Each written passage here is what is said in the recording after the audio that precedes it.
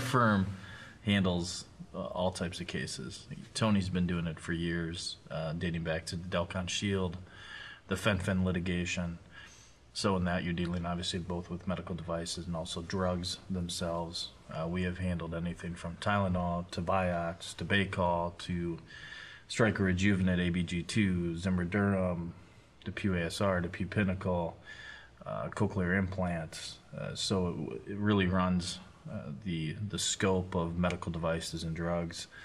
We're comfortable handling any of those cases. As we've talked about before, we handle these cases on an individualized basis. We're not in it for we're not there to sign up 100 cases and not deal with these clients on an individualized basis.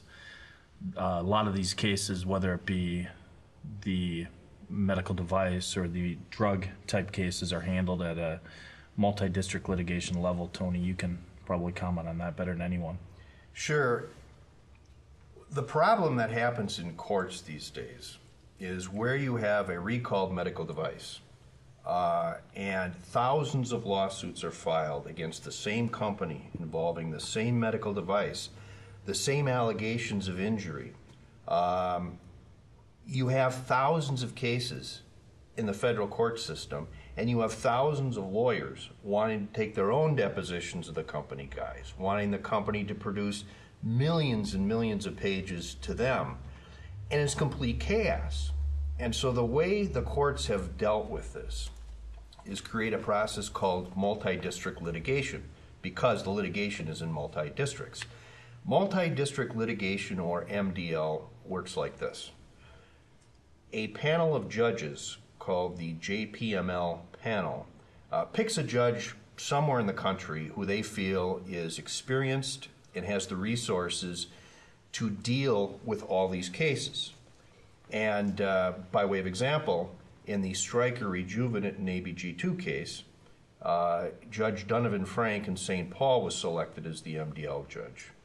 And what his role is this. Whenever any case in the country is filed against Stryker involving one of these two hips, they're automatically transferred from wherever they were filed to Minnesota in front of Judge Frank. Judge Frank's job then is to kind of assist all the parties and make sure that the litigation proceeds in an efficient and fairly swift manner. And the part of the litigation the judge supervises is the discovery phase, depositions, document production and review. Those things are handled by the MDL court. I've been honored to be picked by the judge in Stryker to serve as liaison counsel.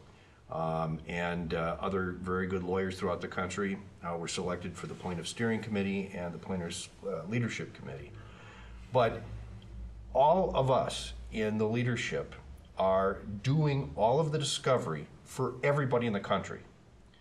And so the case proceeds very quickly, and if there is no settlement at the end of this multi-district litigation discovery period, all the cases are remanded back to where they came from for trial. But another thing that's important to remember, some lawyers get this mixed up. An MDL is not a class action. A class action is where everything is the same for everybody, and one plaintiff sues on behalf of everybody. These cases are different. Everybody is, granted the product was the same, but everybody's a little bit different. They have their different ages. They've had the components in different periods of time. Some have wage loss, some don't. Some have died. Thankfully, most haven't. But everybody's damages, the compensation they deserve, is different in a personal injury case.